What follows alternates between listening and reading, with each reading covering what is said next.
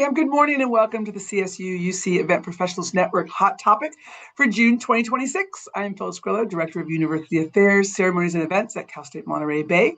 I'm the immediate past chair of the CSU+UC EPN. Very proud of that. Love my commitment to this organization. And I currently chair the Hot Topic Working Group. So if you are interested in being part of this group, please call me or text me or email me. I would love to have some new ideas. Today's hot topic is event tech. What's your favorite app and why? Today we'll go back to our roots and offer this hot topic as a roundtable discussion, which means that each of you can be a part of the conversation. We have three great presenters to help get us started. But if you have a favorite event app or even one you despise, please plan on sharing the good, bad, and the ugly after our presenters have finished. We will also have a Q&A session immediately following each presentation. So if you have questions regarding the individual app that is being discussed, jump on in, or you can always raise your hand or just drop a question into the Q&A area, and we will of course do our best to get through all of them. It does help us stay organized if you just drop them into the Q&A portal as opposed to directly messaging the presenters with questions. Before we begin to introduce our presenters, I want to remind everyone of our 2026 Network Conference happening this July on the beautiful Cal Poly Pomona campus. It is scheduled to be held on July 8th through the 10th, and we invite you to please join us. And I have a link here that we can add in to the chat. We'll take you to the site for the conference in case you have any questions. With that, let's now meet our presenters for the today. Caroline Ullum, who serves as the Director, External Relations at UC Berkeley, where she leads high-impact programs that engage donors, alums, campus leadership, and external partners. An event strategist with 17 years of experience, she specializes in producing complex, mission-driven events that advance institutional priorities and strengthen relationships. Caroline is known for her ability to unify diverse stakeholders and competing priorities into inclusive, memorable experiences and initiatives. She operates at the intersection of logistical mastery and deep relationship building, using an analytical, people-first philosophy to drive both individual growth and collective success. She received the CSU+UC Event Professionals Network Most Valuable Professional Award in 2024. So thank you for joining us, Caroline. Hi, also, so nice to be here. It's great to have you. Thank you so much. Also with us today is Yesenia Gonzalez-Mieja, who is a part of the Cal State Monterey Bay events team and serves as the lead event professional for the Alumni and Visitors Center on campus. She joined Cal State Monterey Bay 3 years ago and has been an integral part of the events team and the development of the University Affairs Ceremonies and Events Group, the campus special events department. With experience in corporate, nonprofit, wedding, and higher education events, she brings a diverse perspective to event management. She is currently pursuing her master's degree in hospitality at CSU East Bay, and today she will share how CSU MB Monterey Bay utilizes Tassel for commencement management and Cvent Diagramming for event layout. So welcome, Yesenia. Finally, a stranger to no one is the CSU and UC Event Professional Network. Please welcome Sam Camarena. Sam serves as the manager of the CSU Advancement Academy within the California State University Chancellor's Office in Long Beach. In his role, he manages the CSU Advancement Academy professional development programs, including serving as the staff liaison with the CSU+UC EPN. He organizes workshops and communities of practice for advancement professionals across the CSU system. He works with advancement, alumni engagement, and fundraising professionals throughout the CSU system to strengthen institutional effectiveness and professional growth. He also contributes to system-wide initiatives involving alumni engagement and advancement strategy. Sam is active in professional advancement organizations and higher educational networks, serving in leadership and advisory roles that support professional development, event planning, and philanthropy within higher education. So welcome, Sam. All right. And at this time, I'd like to go ahead and have Caroline begin our conversation today with Guidebook. Thanks again for having me. So nice to meet you all. Caroline Ullum, I use she, they pronouns. And I unfortunately have to sign off early today, so I'm happy to follow up, and I'll put contact information in the chat a little later. So the technology that I wanted to share that I found to be really useful is the Guidebook app. I'm not sure how many of you are using it, but I think my favorite thing about Guidebook is that they are constantly rolling out new features, and I'm always finding like more in-depth ways that I can use the app. So I inherited this technology from my homecoming predecessor. We use it for alumni and parents weekend at homecoming. And so I inherited this technology, didn't find it myself. I won't take credit for that. And she had, developed this like great foundation. And then I, since then, have been able to find ways to build on it, and eventually gotten into some pretty complex bells and whistles that have made our lives a lot easier and saved some time. So for the purposes of today, I am going to screen share. And I'm going to actually like walk you through sort of the guest experience of one of our campus events that is not mine. My colleague Kara also uses Guidebook for our Cal Day, which is basically our admitted students preview day. And then I'll show you a little bit of the admin for the homecoming app that I developed last year. So if you want to follow along, or if you want to play around in Guidebook a little later, the Cal Day app is still live, and my colleague Kara said that it would be fine for folks to use the app. So if you haven't before and you want an actual like guide to download and look through, I'm putting that link in the chat right now, and you are welcome to do so. This is basically the web version of the mobile app. I thought sharing the mobile app on a screen share today might be a little too challenging, but you can get the idea here. And I actually really quite love that there is also a web portal. It is not only a mobile app, there is a web portal that you can share. So someone who is visiting your event and isn't as mobile friendly is able to use this. I really leaned into this during the pandemic and sort of used this as our like landing page for our virtual homecoming event when we did that. And for some reasons that you'll see that are a little bit different than like a standard website might be. So, we've got our welcome section. You can add and customize like all these sections on the side, information, with your FAQs, schedule events. I'm going to come back to the information zones are custom lists. And so it's like, where are my events that are in engineering? Like, where are those physically located? Tours, information about tours. There's a special section for those. Where to eat, student organization tables, all these different like sections that at their most high level make sense for the Cal Day event. This is customizable for each and every event.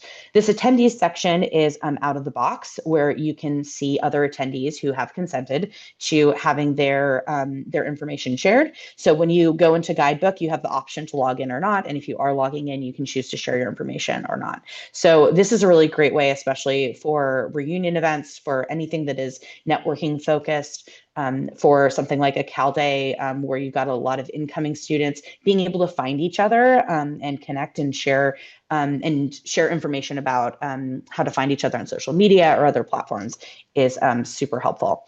Parking locations, parking's always a thing. So they've got their parking map in here, and it's just a link over to the parking map that they've developed. In this case, you can see it's a PDF, but all of that detail just sort of like centrally housed within the mobile app, which as folks are walking around campus is sometimes a lot easier to website than even a mobile friendly version of a website. Very brief overview of sort of like what it looks like for a patron. On the back end, here is my, sorry, Heather, seeing your question in the chat. The Pepsi ad is because that's a sponsor that they had. It's not that Guidebook is putting ads on your app. That is a event sponsor that they were featuring and had agreed to feature. Great question, because a lot of stuff has a lot of advertising these days. And I will say that the licenses can be a little pricey. I think we're currently paying about $3,250 per guide. So for our mega, we're not using this for every single event, obviously, but for our mega events or for suites of events, it can make a lot of sense. Guidebook does do bulk pricing in a really standardized but like easy to access way. So at UC Berkeley, we have one central Guidebook contract, and then our partners in admissions are using it for Cal Day. The graduate division is using it for some different events. New Student Services is using it for student orientation. We're using it for homecoming. I think there's a case to be made to use it for commencements and graduations. So once we were able to start finding the people who had a similar interest in a mobile app specifically for events, we were able to get the slightly more favorable pricing. So just managing expectations that it is a pricey tool, but I do think it's worth it. I guess I skipped over the actual schedule of events. Sorry. One of my favorite things about this in the comprehensive schedule is that you code all of your events with tracks. So and these are totally customizable. So if you're looking for things that are for the Latinx community, it's really easy just to like filter and go through there. Avni, let's connect after. I think it's Student Affairs that holds the contract, but yes, and your interest would probably decrease the cost per guide for all of us as well, which is fantastic. We love that. So in terms of building your guide, you can see this mimic. It's super user friendly, and it mimics everything that that you're seeing on the front end. You can lock some things down. I think maybe I locked down some of the social media. Maybe not. You can lock things down so that they are admin only. I found that really helpful. Like if you want certain things you want to feature on one day versus another, that you can really easily like make that change of just like hide this group and show this group instead. It's all it's all very, very user friendly. Like I really can't like emphasize that enough. There are you can export, you can import. Looks like they're working on a new importer. Like I said, they're adding things all the time, but there is a new session. If you want to add a new session, you can do that manually, or you can import from a CSV file, or and there's a template to use.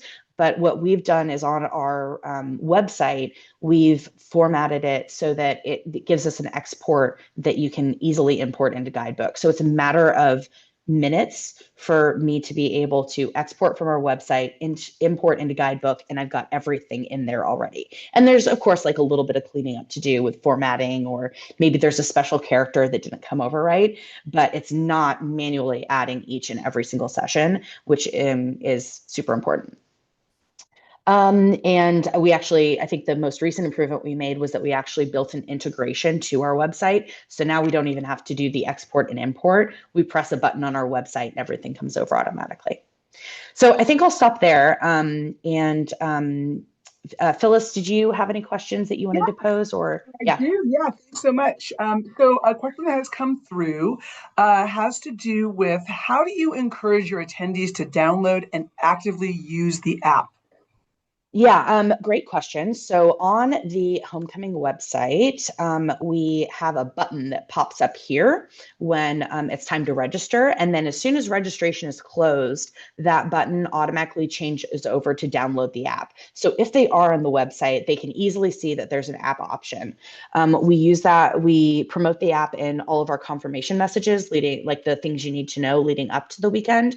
And we actually also do a texting campaign. With anyone who's provided a cell phone number in advance, we'll send them a text message. I'm encouraging them to get the app sort of as a partner to the confirmation emails. And I should mention that in here, there's a way to send notifications to your attendees. So people who have the app. And so it's they're push notifications that go through the app. You can schedule them in advance. So if you know the things you want to send, that's a super helpful way to contact your constituents during your event also. I'm assuming you can just develop it on the fly. If Yes. there's something you need to know right away, or information you want to get them to, if a location has changed, then absolutely. Yeah, that's really very convenient. Okay, yeah, it really is. And I think there's a limit to it, but it's like 25 per event or something. And we've never come close to hitting that limit. Well, that's a pretty good number because I know in some of our other apps that we use, there's a limit like of 5, and 5 you can burn through really, really quickly. So that's really generous. So another question that came through was what attendee feedback, I'm sorry, how do you use analytics after the event? What do you do with all the information generated? Yeah, another one of my favorite parts about Guidebook is that they've got all these like great analytic metrics already built in for you, and they're in really visually easy to understand ways. So you can see we had 1,800 guide downloads for homecoming last year. That's out of about 4,000 attendees. Some are children, many are groups. Probably not everyone in the family is downloading the guide. Those people opened the guide 24,000 different times, viewed 28,884 different schedule views. And so, this is all, this is all engagement metrics. So we're housed in like the development office. And so these are all touch points. I mean, they are, we're utilizing this data because it's giving us like so much insight into how often our folks are interacting with the guide and communicating with us. There are insights here. So if you are curious, what OS people are using, how they got to the guide. One of my favorite things is top viewed schedule sessions. I mean, this is literally which items are people most interested in. So the conversation with the chancellor is the most clicked on schedule item. That's an event that we should not get rid of because people are going to it. And actually, that's one that doesn't require individual registration, whereas some of these others are. And so while we have registration data about our paid events, the ones that are sort of like included in the weekend, it's giving us more insights into the attendance and interest. Yeah, and going back to your comment about, probably not using all the data that's generated, and I think that's probably true in a lot of cases because we are so focused on making sure that the event is going smoothly and logistics and all of that, and then we have to have the time afterwards. But it's good to know that that data is there waiting for you. So that's really great information. Yeah. Absolutely. And some of this we pull into a comprehensive report, but there's even more, that's in here. And I love being able to go back and look at those things and the engagements and all that kind of stuff. Yeah. And I guess I should have asked you when I was talking about how you encourage attendees to download, and you were talking about how you can send messages. So another question that came in was, how do you manage content updates during live events?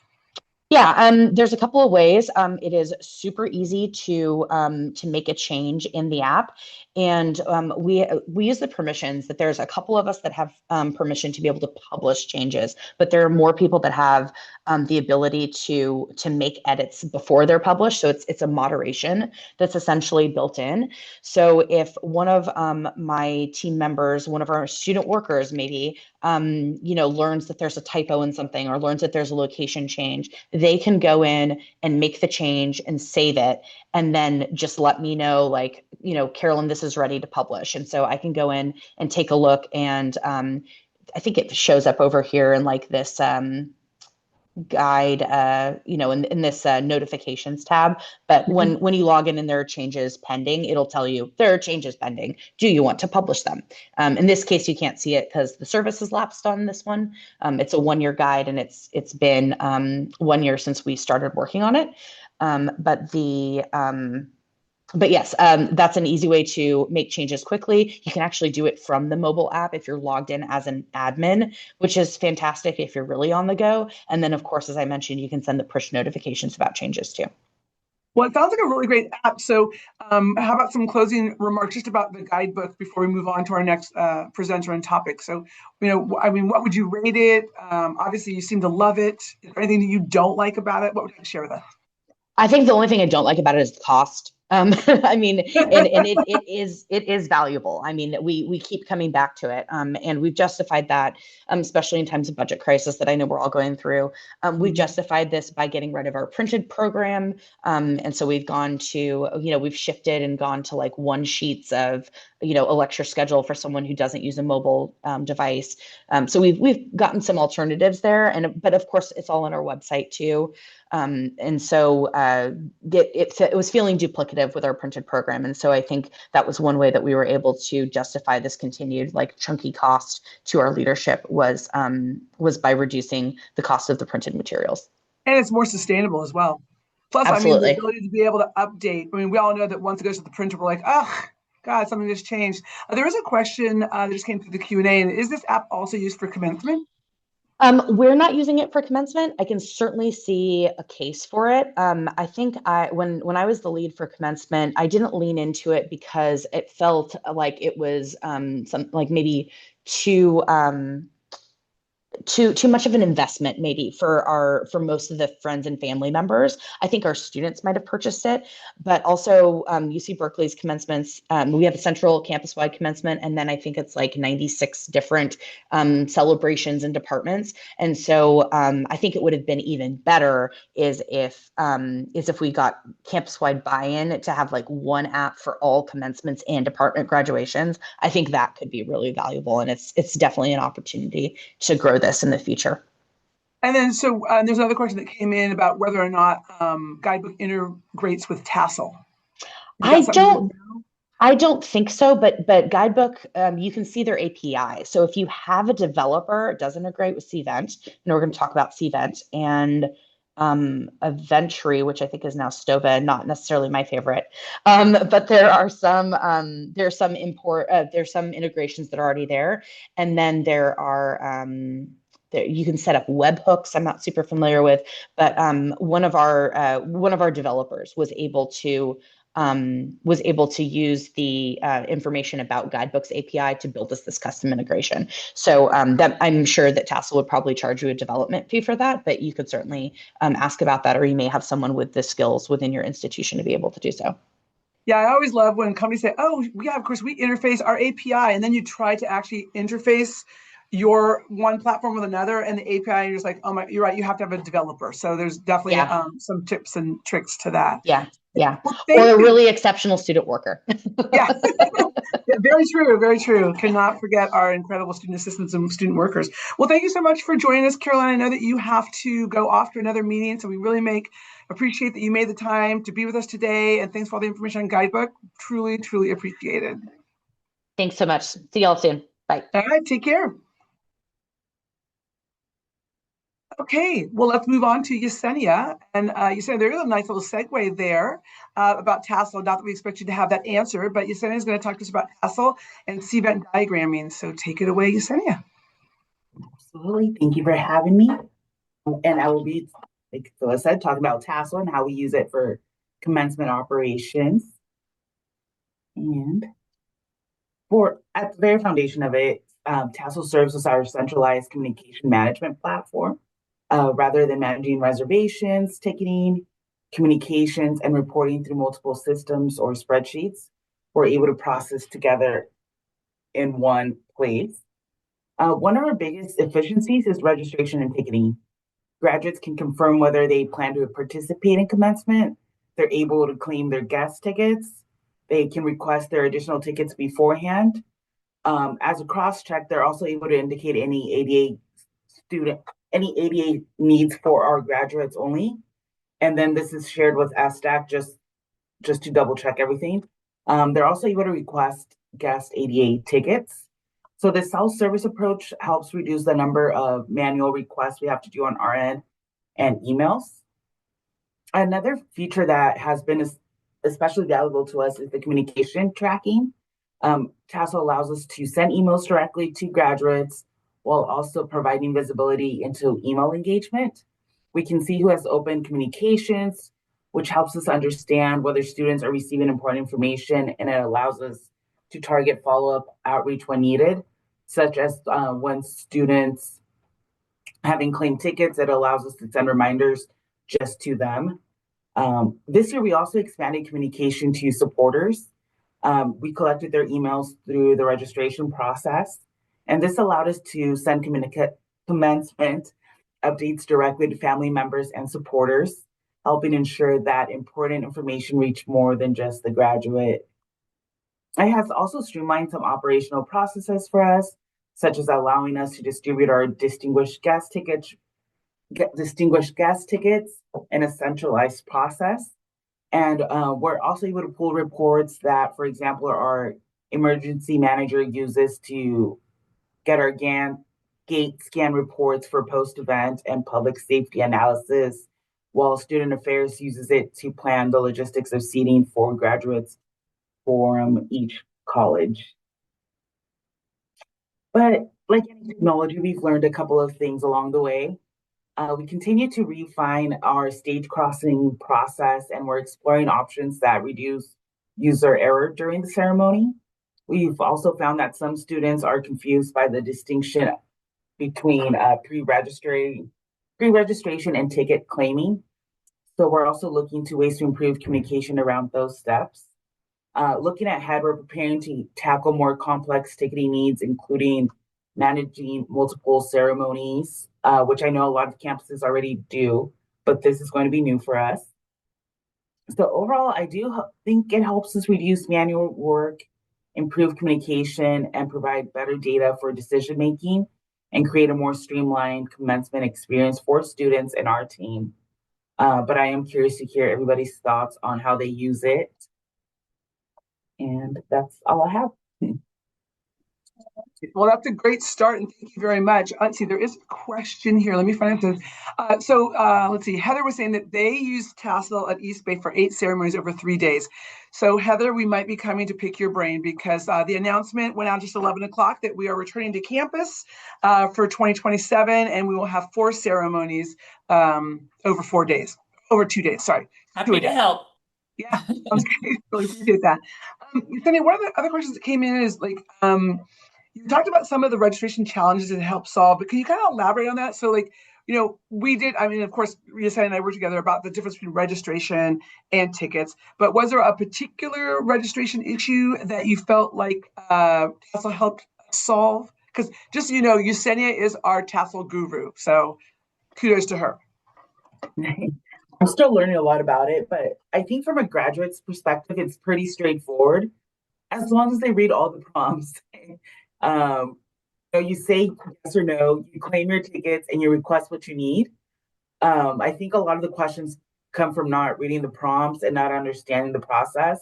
One of the popular questions this year was, okay, I claim my tickets, and now I need to give my ticket to my 2-year-old brother. How do I give him his ticket? He doesn't have an email. So little things like that, it's really just a lot of user error. Or after we distributed ADA tickets, it was, I no longer need my ADA ticket. How do I just go back and claim my general ticket? And at that point, registration had closed, so they couldn't make any more edits. So that became a little bit of a hassle. And that's something I'm still learning, that once registration closes, we should also close ticketing because they can't go back and make any edits. Right. I remember when we were talking to some of the students, and of course, all those questions, we have an email account for commencement. And so they come in through there, but, people will just call and email and text, and, they're just trying to get their information however they wanted to get. And I know that one of the best ways we described to students to help them understand the difference between registration and actually the distribution of their tickets, because obviously they're months apart, was that we say, it's kind of like when you have a Live Nation account, or you want to buy a ticket to a concert, you have to have an account with Live Nation or with Ticketmaster. So that's what the registration is. And then once you have your account, you can claim your tickets. I think that really helped. But I agree, a lot of what we see is a lot of human error and people not reading thoroughly and really not understanding the small details. People still really need to have their hands held for sure. Yeah. And then another question that come through is, what would be on your wish list for future platform enhancements? I think one of my biggest hurdles is ADA ticketing. And I spoke to Tassel about it, like, what's the easiest way to do this? And they said a lot of campuses do the same way, where you collect that information from the students, and then you start your spreadsheet and you see how many tickets they requested, how many ADA they need. And it's a lot of back-end work where you upload the spreadsheet. To my understanding, right now there's not a way to just have an ADA ticket category where they can just claim, I need 4 general tickets and I need 2 ADA. Everything's being done in the back end. And not having a distinction on those tickets. So students get their tickets and they all look the same. They can't tell which ones are ADA and send those to their grandma. They need to email all the tickets to themselves, open the PDF, and look for the ADA writing to be able to tell the difference. So I'm not sure how their campuses are doing it, but that right now has been one of our biggest hurdles, and just wishing ADA had its own category. Mm-hmm. Yeah, I agree with that. Makes sense. Heather, you had a great question here, or actually a statement about their chat bot, and I was going to actually talk about chat 42 chat once we get into the group sharing. So I'm going to put a pin in your question for right now, or your statement about using their chat box. I think that would be a great add-in to the conversation about 42 chat. Thank you so much for the information on Tassel. You said, did you want to then kind of take a little quick dive into Cvent diagramming? Kind of, that's the next topic that you were going to talk about today. You're double dipping for us. We are really new at Cvent. We just gained access like a couple of weeks ago as it transitioned from all seated Prism to all seated to Cvent. So we're still learning how to use it. The biggest pain right now for us is that we have to redo all of our layouts. They weren't just automatically transferred over. We're still learning how to use it, and what used to take us 2 minutes is like taking us 10 now as we figure out how to best use their tools. So I don't have a lot to say on it right now. We only use it for diagramming. I know there's additional features to it, but for us right now, it's just diagramming. Yeah, so one of the reasons I asked, you said I talked about Cvent, was because I kind of, the whole idea of this concept was like, what do you love and what do you hate? And we actually loved all seated, and the transition to Prism, fine, no problem. But the transition to Cvent has been really, really challenging. Teams very unhappy as, Yesenia was saying, like, things used to take 10 minutes, now are taking much longer, and a lot of things didn't come over. We're losing access to templates. But I will say, on a happier note, I was able to reach out to Cvent, and we do have a meeting tomorrow with, one of the representatives to talk about, what else Cvent could offer us, but also allow us that time to vent. And I guess that's a plus in their column, in that, you have a problem, but there is somebody you could actually reach. For a lot of these apps, it's harder to reach someone. Yes, Sam. I raised my hand to share that we had a similar experience with our registration software. We were really unhappy with it, and we kind of complained on one of the surveys, so we had a follow-up. And the company ended up offering us some free training because they realized that a lot of what our complaints were is like, well, you don't know about XYZ feature, so further support of, hey, if you're unhappy with something, communicate it to the vendor, and who knows, they'll probably give you something free to help you maximize the tool you have. Yeah. And then thank you, Gabby. So you went from Cvent to all seated and back to Cvent, and you're a big social tables fan.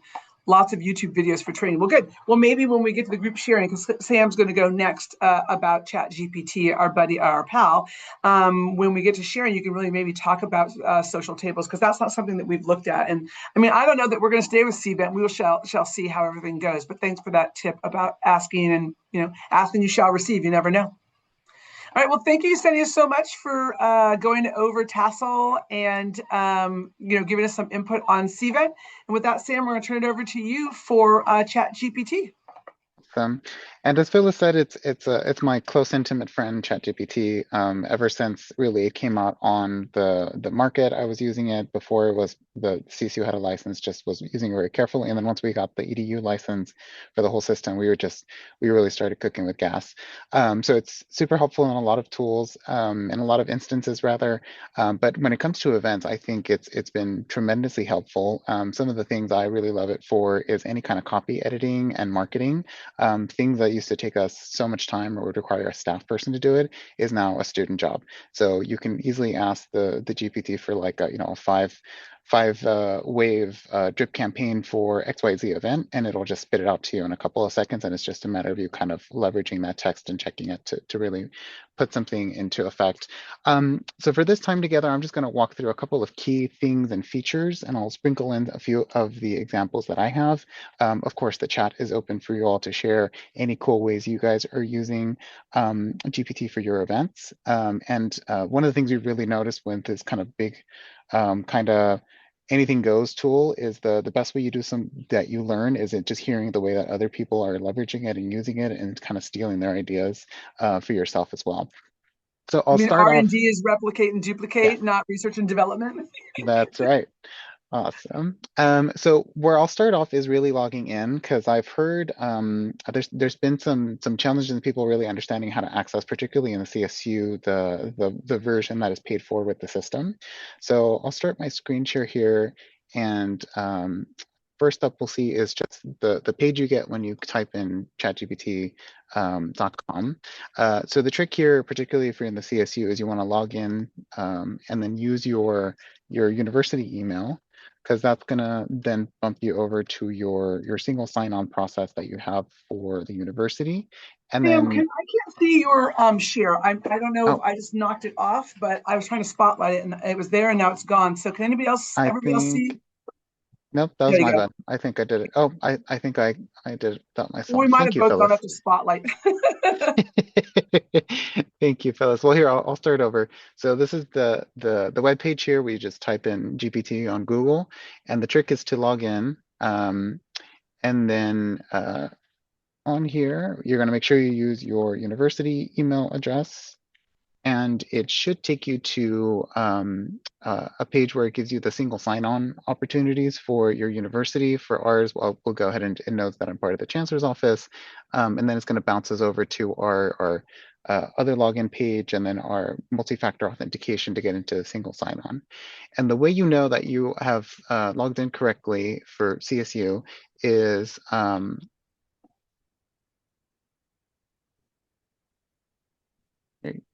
let's see.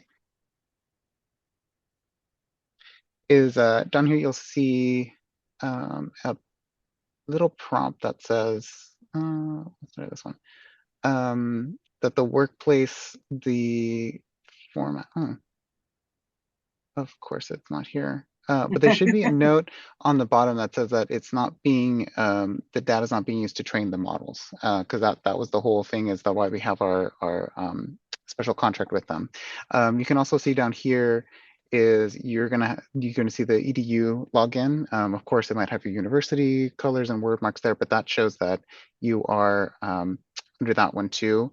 You're also able to log into multiple accounts. So if you, for some reason, have a personal one, you kind of bounce between two things, you can have that as well. But just the data practices, best practices, is that when you're using university data, university information, you use the one that's available through the university. So with that being said, I want to just walk you guys through a couple of the key features that we use. One of my favorites is projects. I really have done this for different events. So what I do is when I go in there, you're able to drop in all sorts of files, the seating table, the org chart, the reg list, the session descriptions, whatever it is that the event's about, you drop that in there, and then you're able to ask it under that specific project the things about the event, and it'll be able to pull and reference all of those files as it prepares a response for you. And then again, that'll be the place where you drop in all those details, and then you can ask it for a marketing series or a script for your MC, or helping you make sense of the seating tables. One of the favorite things that I like to use GPT for is when you have like loads of kind of messy data to organize. I feed post-event surveys in here, I ask it for a report, gives me themes, gives me a whole very clean thing that then I can then turn over to folks, or turn it into a PowerPoint, or give me the copy for the slides. It's able to summarize that super well. The other things that if you find yourself doing the same kind of task or kind of project over and over again, then it might make sense for you to create a custom GPT. And if you don't really, you're able to create that here. And then really you just start typing what you wanted to do. If you need help doing that, you can ask GPT in another thread, hey, I need to create a GPT that does X. What are some of the instructions I can give it? And it'll start brainstorming some of those for you. And then you'll be able to build on that and then refine it as you continue to use it. So again, things that, like, if you're pulling the same list and you're summarizing it, or if you're kind of doing some of the similar, again, marketing, I have one that just does, it knows the formats that I like, gets it ready for MailChimp. So I just feed it the session description, and then it spits out, a 6-series marketing series for XYZ workshop that I'm working on. One new feature that I actually just discovered as I was getting ready for this presentation is something called skills. And then this one, again, things that you do over and over again, or maybe chats that you keep coming back to, or that you keep starting a new one for each event or for a new series. Apparently you can turn that into skills. And then I haven't jumped into it just yet, but I'll go ahead and just drop this link in the chat here, and then folks can, maybe you'll be presenting on the next one of these network hot topics on how you're leveraging the skills. But again, just looking at things that are repetitive or that you can really maybe like offload to what would be the equivalent of like a very sharp undergraduate student assistant. That's, I think, where a great place for a ChatGPT can come in and help out with that. There was one more thing.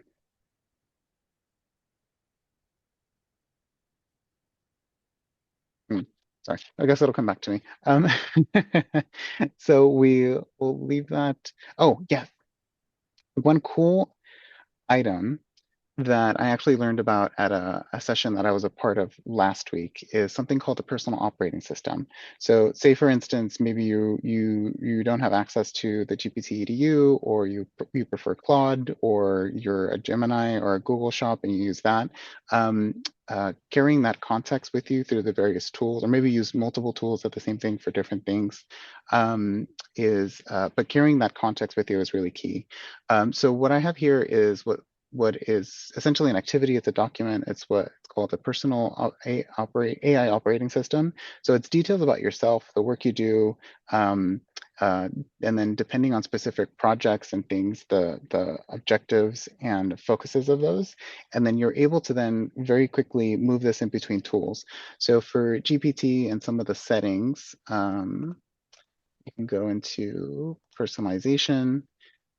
And then here, you could tell it what to call you. You can drop in some of those things about like who you are, the type of work that you're in, the stuff that you're after there. And then for individual projects or for individual jobs, you would attach that document with some of those additional details to help it out. If you're using Claude or Gemini, you can just reference that operating system document in your workflows or in individual chats, and then it'll also take that information with it as well. Good idea to just kind of look through this and update it occasionally. Of course, the who you are and the work you are is going to stay there for a while, and where you'll see the most change is on the current projects that you're using the tool with. But again, keeping this kind of outside of the system so that you're ready to jump across the various AI assistants is what's really cool.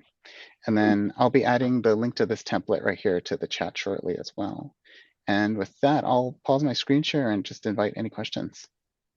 Okay, well, we have a couple of comments. So Heather was sharing that what did not work with ChatGPT was trying to dedupe an Excel spreadsheet. So, every app is going to have its weaknesses for sure.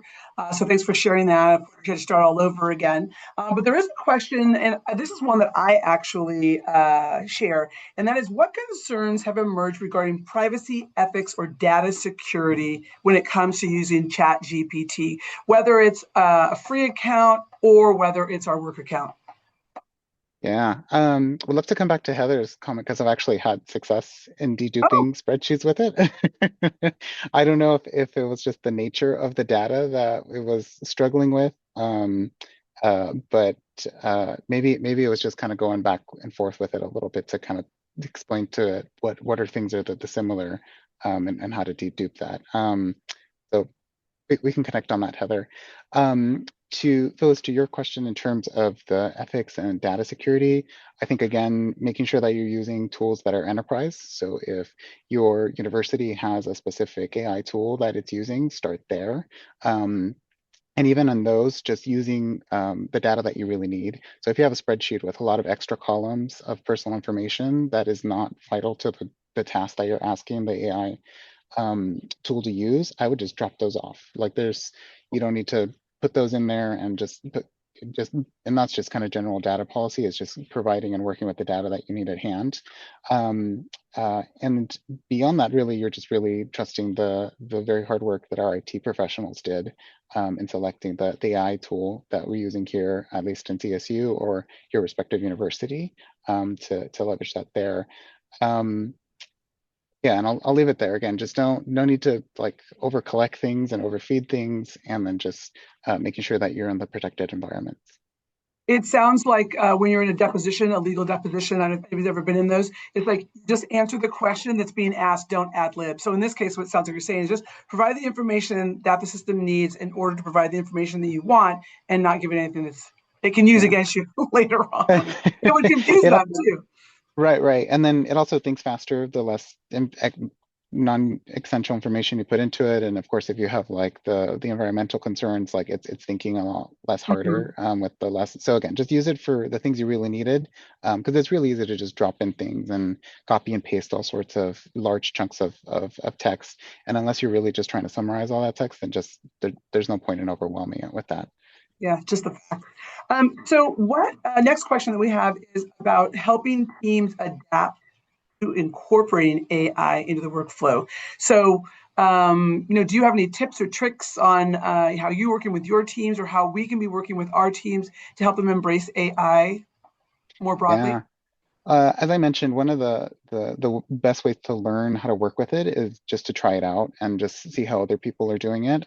So I think maybe even just budgeting like an hour a week with your team to kind of encourage them to play around with AI. Like there's a new feature and a new thing every couple of weeks. So maybe the feature du jour is the skills and like, hey, build out a skill or two this week that you think is going to help you out. And I think just really creating those dedicated spaces of time and of exploration to learn the tools is what's probably going to be the most helpful. And then creating communities of practice. So at the next staff meeting, hey, we had our testing hour last week, but something cool somebody figured out, or what did you guys build out? And then that way that exchange also gets us thinking. Some of the best tips that we've learned too have been just with other colleagues and just hearing how folks are summarizing meeting transcripts for meeting minutes or building out cool little workflows. Again, they're best learned by just kind of hearing what other people are. So it's encouraged to create that space for people to explore and to share. Yeah, agreed. And then one other question was really about how to ensure that ChatGPT is giving you accurate information with quality control. We all know that AI hallucinates. And so, what can you share about how to best either double check or ensure that the information you're getting is not a hallucination and it is actually factually driven? For sure. So in your AI operating system, it's worth putting a line in there that says, call out things that it feels like it's your opinion as the AI, and then cite as much as possible. So you'll look out for those little links on various responses. And if you're not seeing a little link already, be very suspicious of that one. And frankly, as part of a national training last week, and the big takeaway was that, we're not in a spot to like turn over a lot of any workflow really to AI, that there still has to be a human element in it. Hopefully that human element is doing a lot less checking and it's the vast majority of the work that's being done by the AI, but for the foreseeable future, like everything is going to require some human oversight and some human checking of the outputs that come out of it. So if, even if you're building out really complicated workflows with like agents and making sure that like before something hits send or before something is published, that there's that step for a human to kind of read through it and check it. I do the same thing with my marketing emails. Again, they're all pretty similar. There's very low risk. As long as somebody sees it and they register, that's great. But they're still worth just kind of going through and reading, making sure it didn't hallucinate something about the program that wasn't there. Yeah, so you're still checking. You can ask it and give it very specific questions or specific instructions to look for cited sources and to call out things that isn't cited or might be potentially hallucinating. Yeah, I actually saw there's one prompt where what you do is you actually add in /truth before your prompt, and it forces it to provide information that's based on data. I have a whole sheet of these little prompts that I've collected. I don't have it ready to share yet, but I'll send it to you, Sam, so we can post it on the intranet. Yeah, that'd be great. All right. Well, thank you so much, Sam, for sharing. Thank you so much, Yesenia, for sharing. Now, I'd really just like to open it up to the floor. Come off of mute, raise your hand. Do you have an app that you love, a app that you hate? Is there something that you want to share or something you want to add to, what has already been discussed here today?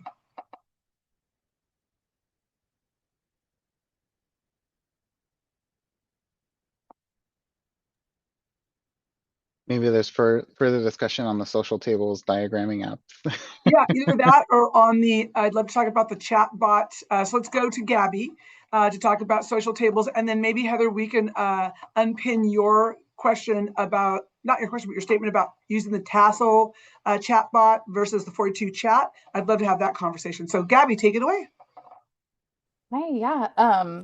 Social Tables was bought by Cvent, so it is the same product. So Okay. it's what Cvent offers now, and definitely like our rep changed, our pricing changed, our support, has all changed. So it definitely was a little bit more. But we've been with Cvent for a while, and like I said, we went to all seated, and it just was a little bit backwards from everything that we had already learned and been using in social tables. So at the time, saving $200 a year was not a great investment for us to have to relearn a product, get all of our floor plans updated and everything like that.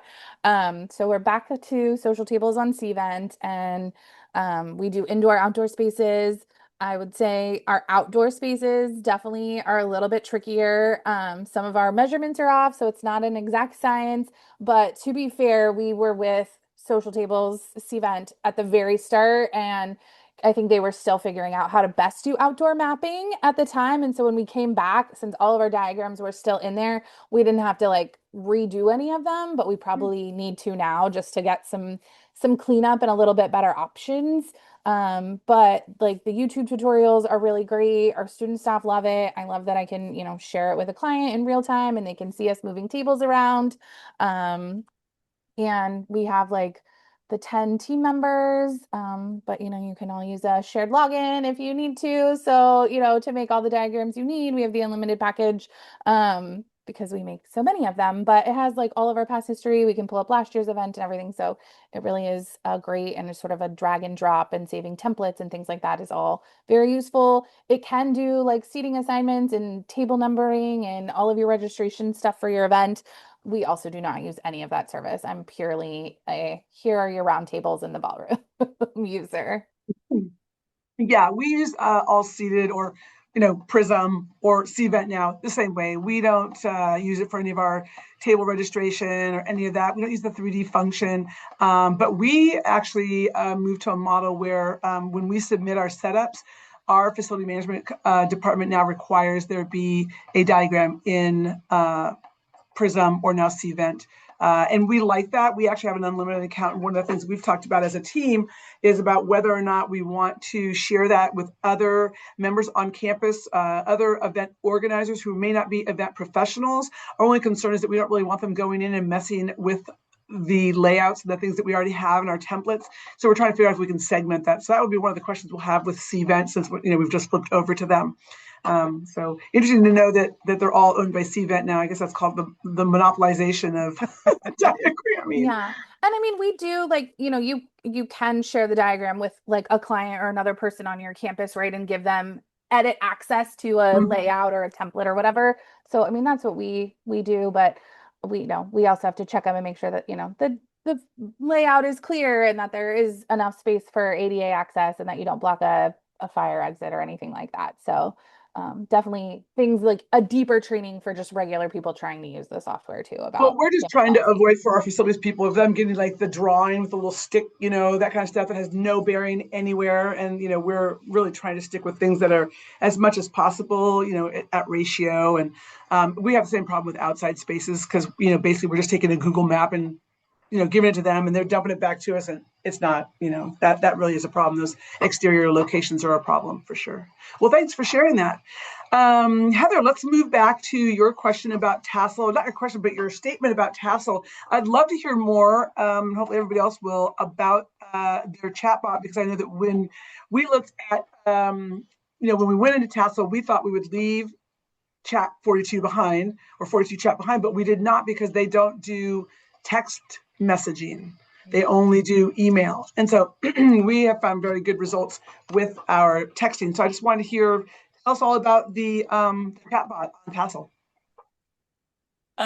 Well, I think for us, really, it's the price point, which was the most attractive to us, as it was the Tassel chatbot was just more affordable for us. We just don't have the budget for 42 chat, to be honest.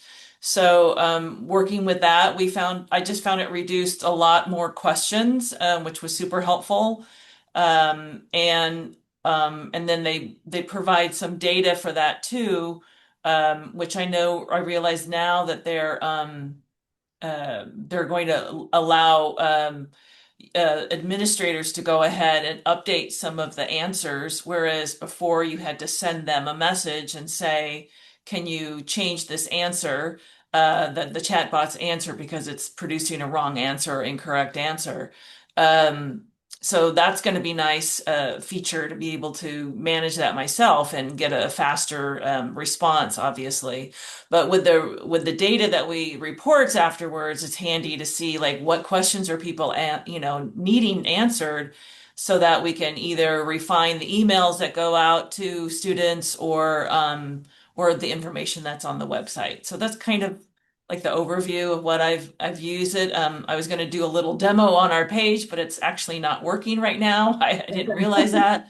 Yeah. But you can also customize it, so that's kind of nice. Is that you can put a little logo, and you can always have like a tagline attached to everything. Like "Go Pioneers" is what is our tagline at the end. You're pioneers. I'm a pioneer. Yeah. Yeah. Great. So wait, I just want to clarify, and maybe everybody else wants to know this too. So, so is it all the questions that are answered are via email? They're not answered via email. No, they're answered in real time on the bot itself. So, So and your I don't bot know sits where you. on your web page, your commencement web Yes, page? Oh, correct. okay. Okay. Yes. Interesting. Okay. Yeah. Well, And I mean, oh, go ahead. so, but what I do use the text feature, but that's in Tassel itself. To Tassel, yeah. As far as I know, there is no email component to the Tassel chat bot on our website. Okay. We'll have to look at that, Yesenia, because I know that when we spoke with Tassel about using their chat bot, they don't send text messages. So it would definitely be an embedded chat bot on our webpage. But what I wanted to just say, kind of just quickly review some of the things that the results that we got this year through 42 Chat. And thank you, Yesenia. I want to give credit where credit's due, because she is our guru. So we had over a 95% engagement. We had over 40,000 notifications go out, a 98% read rate. And we only had a very small number of opt-outs, 48, and then stop requests. So, we were sending out to, hundreds of people, thousands of people, because we didn't just limit it to our graduates. We also allowed their family members to opt in if they wanted to. And so we were able to get some great reports, about what user needs were, like what were the topics they were asking for information on from chat and from web users. And I remember the very first year when we used 42 Chat, I thought that the first year we did it where you had to opt in. I do not recommend that. Never do an opt-in. No one opts in for anything, right? Out of 2,400 potential, I think we had like 300 or 400. And I thought it was dismal. They were overjoyed. They thought it was great. They showed us all the information afterwards. And then we were like thinking about, we'll go to Tassel and we'll just use their chatbot. But then we realized they couldn't give text. Text we find are so much more convenient and people respond and more aware. So then we went back to 42 Chat and stayed with them. And then this year, we, in our registration process, when they registered to graduate, not the registration process in Tassel, they had to opt out.